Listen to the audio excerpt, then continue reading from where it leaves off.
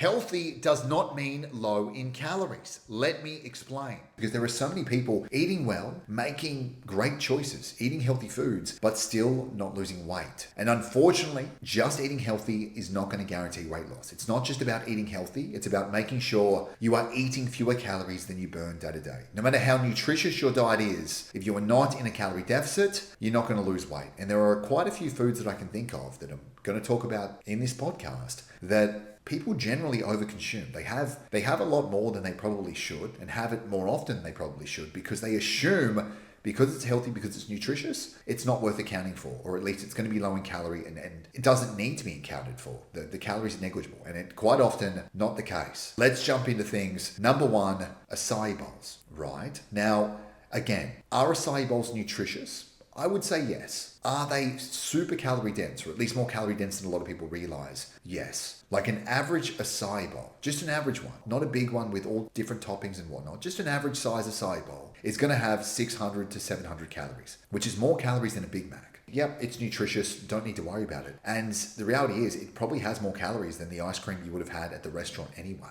And sometimes what I see happen as well is because people assume that it's nutritious, it's healthy, and assume that it's low in calories, they then treat themselves to a much larger portion than they would of something that they recognize as perhaps not nutritious. There are some bowls I've seen that would have upwards of 1,000 calories, which is the equivalent of 3 cheeseburgers. That is number one. Take home, just because something is nutritious and is healthy doesn't mean it's low in calories. And quite often, foods you think would be low in calories because they're healthy, they're not.